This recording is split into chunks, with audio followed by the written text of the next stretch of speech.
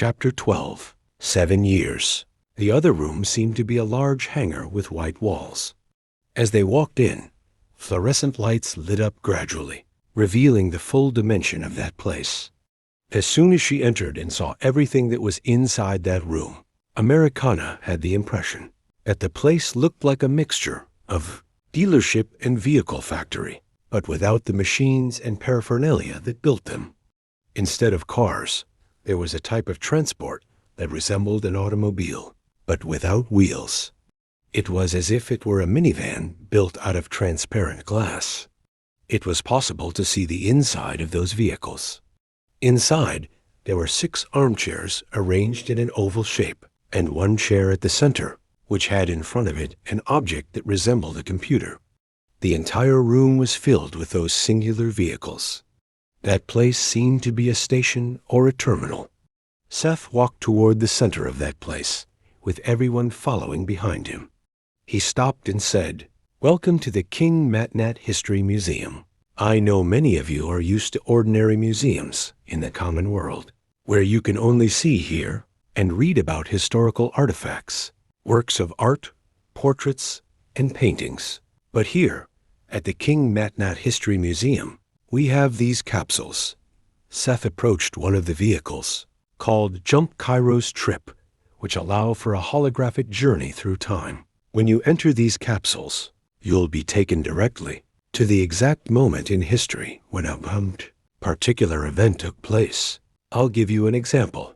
Seth looked up, flipped through the papers on his clipboard, and then said, "In the common world, there is the painting of the Mona Lisa, painted by Leonardo da Vinci, displayed at the Louvre Museum. There, you can only see the painting, read and hear about it and its creator. But here, at the King MatNat History Museum, you can step into a Jump Kairos Trip, type in the desired year and location into the central computer, and make a journey through time, where you'll be able not only to see Leonardo da Vinci painting the Mona Lisa, but also to talk with him and ask questions, while watching, in real time, the creation of his most famous work." Everyone stood wide-eyed. Americana imagined what it would be like to speak with someone so important, who had been dead for so many years. More than that, to travel through time and have direct access to that person. Seth went on, "It's not only the works of art and their creators that you'll have the chance to access through a Jump Kairos Trip. Through one of them, it's also possible to travel back to historical moments and events. Like, for example, the exact moment when the Titanic struck an iceberg, or even the moment when America was discovered." With every word Seth spoke, someone in the group could be heard gasping or whispering in a low voice things like incredible, magnificent, and splendid. "Now, before anything else," Seth continued, "you will have access to special clothing so you can enter the Jump Kairos Trip and travel through time. On our right are the wardrobes, lockers, and fitting rooms. Please choose a jumpsuit. And do not forget that all outfits are adaptable to any body type, which means there are no sizes.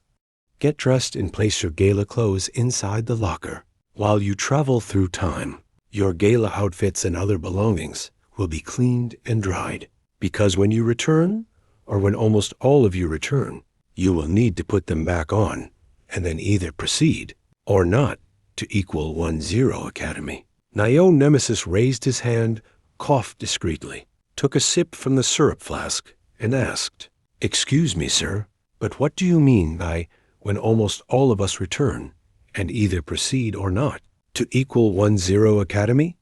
"Excellent question. I promise to answer it as soon as you return. Now, please, head to the wardrobe. Take off your gala outfits, place them inside the locker, put on the special jumpsuit, and return here," said Seth. Everyone moved toward a large panel on the right side of the room, where there were several cabins and fitting rooms.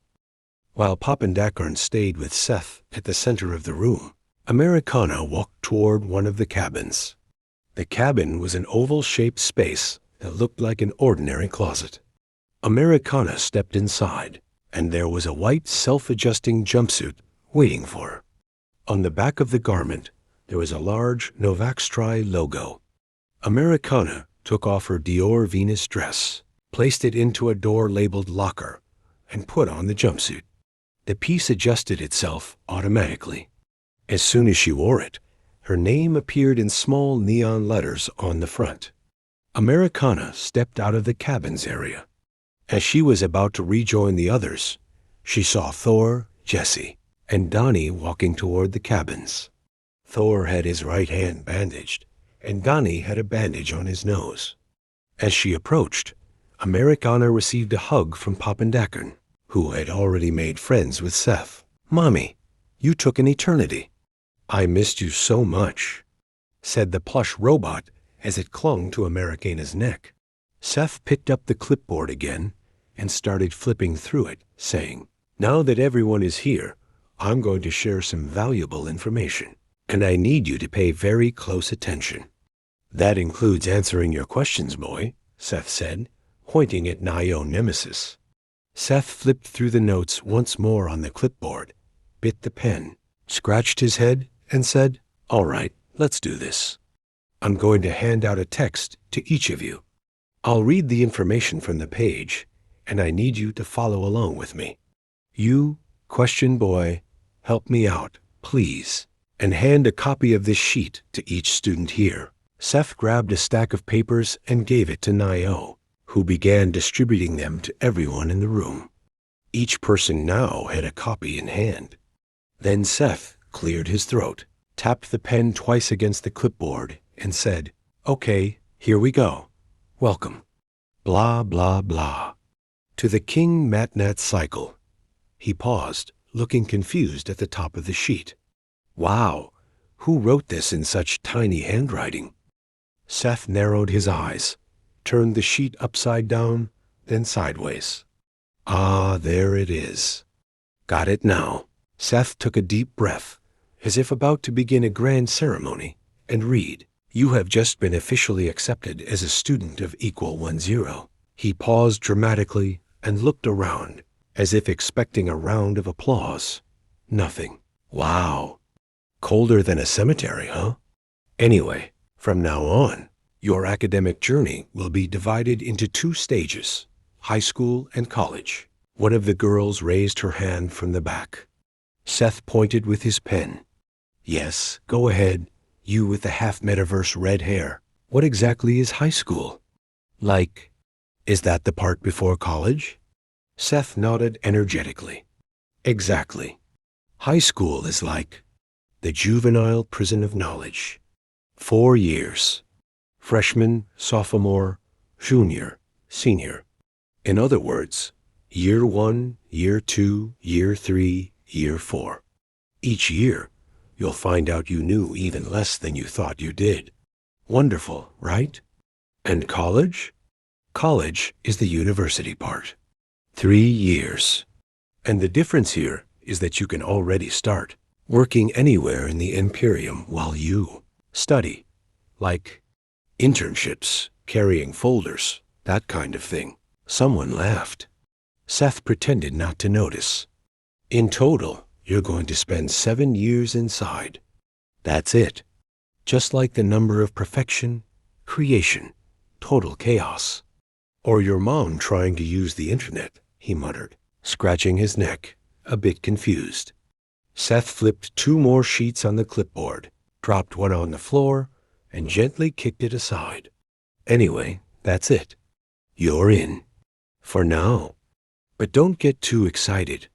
There's still plenty of room for things to go terribly wrong." Seth glanced at the page, frowned, turned the clipboard sideways, and muttered, "Okay, now comes a kind of bureaucratic part. But important, so pretend you're paying attention, all right?" Seth cleared his throat and read. "The selection for Equal 10 Academy begins with an application. Being approved in this stage does not guarantee the immediate start of your studies." He paused, staring at everyone. "In other words, just because you got called doesn't mean you're in. It's like being invited to a party, but still needing to get past 3 dragons, a bottomless pit, and a riddle just to reach the door. Got it? A voice came from the corner. So we're not officially in yet? Seth shrugged. You're kind of in. It's like modern dating. You're seeing where it goes. Equal 10 has multiple phases. Phase 1 was the initiation. You went through it, at least those of you who are here, right? Seth flipped through a few more pages, letting one slip. Nio Nemesis quickly picked it up and handed it back. Thank you, unwilling assistant. Moving on, if you had failed the initiation, it wouldn't be the end. You would just have to wait for the next school year and try again. The difference is, you don't start everything from scratch.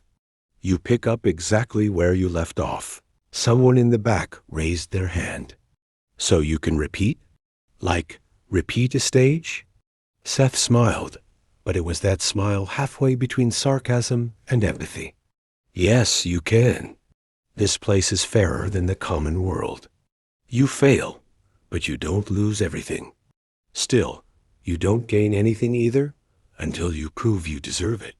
Welcome to the cycle, baby. Seth held up the sheet and pointed at it with his pen. Opera summary. Passed the initiation. You move forward. Failed. Try again next year. The spot is still yours. But it won't come chasing after you. Seth clicked his tongue and muttered, as if only to himself. All right, now comes the crazy time travel part. Breathe, Seth. Pretend you know what you're doing. Seth raised the clipboard with an air of improvised solemnity. Okay, folks. The next stop on your journey is... Cue the imaginary drum roll. The King MatNat History Museum. Seth gave a small bow, as if expecting applause. Someone coughed. He went on. This museum is not like a regular museum, where you stare at a sword behind glass and walk away pretending you learned something. Here, you step into history, literally. Someone whispered, literally? And Seth pointed with his pen. Literally. As in, hi, I'm you visiting the past. You're going to be sent into real historical periods, but with one little twist. You won't know which period until you're already there. Surprise!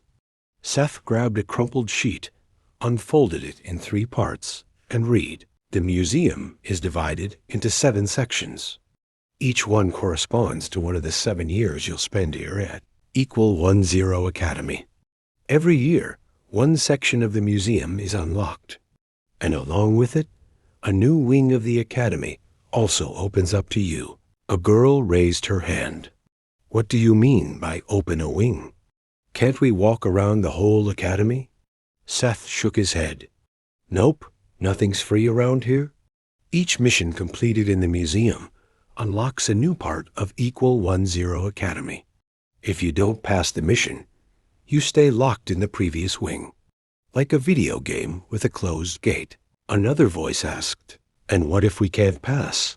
Seth let out a nervous chuckle and scratched his neck. Then you wait for the next school year and try again. It's not the end of the world. It's just frustrating, lonely, and basically, you'll watch your classmates move forward while you stay behind. But other than that, you're fine. Some laughed. Others swallowed hard. Seth looked up and smiled. But look, if you've made it this far, it's because you have potential. So let's make it count. Seth raised the crumpled sheet and turned his back, as if about to throw an imaginary ball. Ready to mess with time? Seth took a deep breath, sneezed, slapped the sheet against his leg, and said, Now comes the part that sounds like science fiction. But it's not. I mean, almost, but I swear it works. Seth paused dramatically, then announced, with both hands raised, Jump Cairo's Trip, Silence. It's the name of the time capsule. Sounds like an energy drink, right? But it's not. It's the thing that's going to take you straight into the museum mission. Seth held up the sheet, turned it upside down, then corrected it. Here's how it works. You enter the capsule and bam, you're launched into a specific historical period. But you won't know where you're going. It's all random. I mean, random for you. Someone up there probably knows what they're doing. I think someone raised a hand. Like, we're going to wake up in ancient Rome or something. Exactly.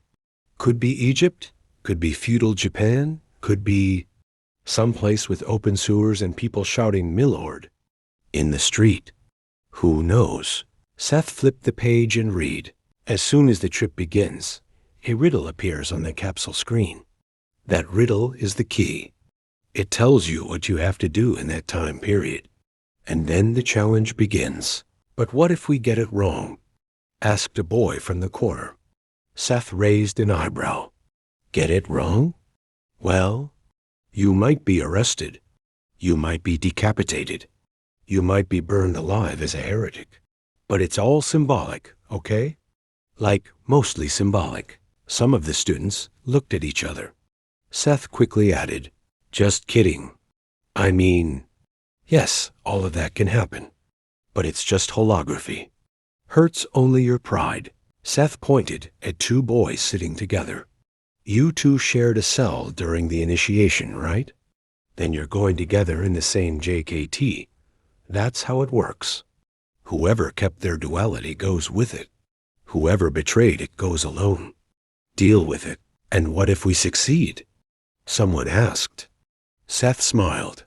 If you manage to solve the riddle and do what needs to be done, the capsule reappears, you get inside, and return to the museum. Then, bam, first wing of =10 unlocked. And if we fail, you wait for the next year and try again. The mission stays frozen at that point, but everything you've earned so far remains. Seth tossed a sheet into the air, picked another off the floor, and wrapped up. And oh, one more thing. Each mission is individual. Even if two students are experiencing the same era, each holographic reality is unique, like a fingerprint. Which means, yes, there will be multiple versions of the same historical event. Life goes on. Silence. Any questions? All of them, said one of the students. Perfect. That means everyone's on the right path. Seth gave one last flip through the crumpled pages, as if checking whether he had forgotten anything. Oh, a few more things before I forget. Pay attention, because this is serious. Seth held up a scribbled sheet and read with theatrical emphasis. This mission is confidential. No student is allowed to discuss the content of their journey with others. It is strictly forbidden to bring back any item or object from the places you visit, under penalty of having the journey invalidated. Seth made a suspenseful face and looked over the rim of imaginary glasses. In other words, lips sealed. No, oh, I went to Babylon and danced with priestesses. Or I saw Jesus multiplying bread and swapped the fish for sushi. No, each mission is unique. Each experience is yours. And let's be honest, nobody wants time travel spoilers. Seth raised a finger like a lawyer in court. It's also important to remember that the JKT only shows up again after the mission is completed. So there's no use crying, fasting, or praying for the capsule to return if you haven't done what you were supposed to do. A student whispered to a classmate, "What if someone can't figure out the riddle?" Seth pointed as if he'd been waiting for that question his whole life. Welcome to life, but the riddle has an answer. It always does. It just won't come for free. Sometimes it's something you have to feel. Other times, something you need to observe. And sometimes, it's just pure luck. But when you get it right, you'll know. Seth snapped his fingers and smiled. And then, when everything goes well, you come back, unlock your next wing at =10, and ta-da! You climb one more step in your cycle. Seth closed the clipboard with force, nearly sending half the papers flying. Done. We're finished. I survived the reading, and so did you. If you understood everything, congratulations. If you understood nothing, well, you're in the right place. =10 loves confused people with potential. Seth looked at the students, smiled for real for the first time, and concluded, "Good luck, academics. From now on, it's just you, the capsule, and time."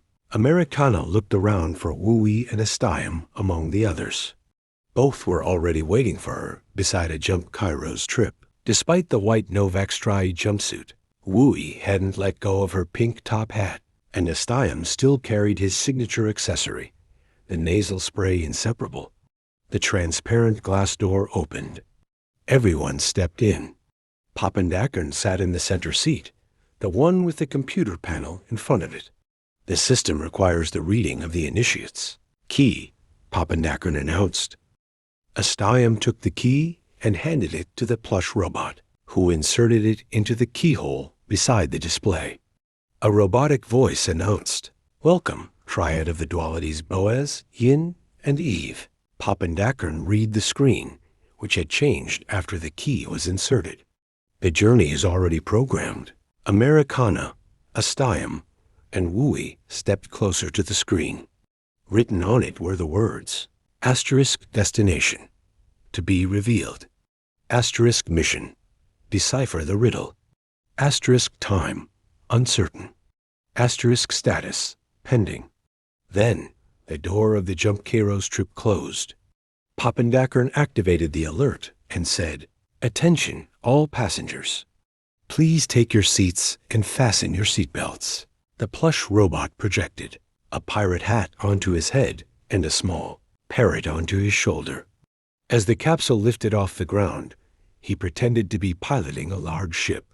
Americana, Wooey, and Astium were already in their seats, fastening their belts.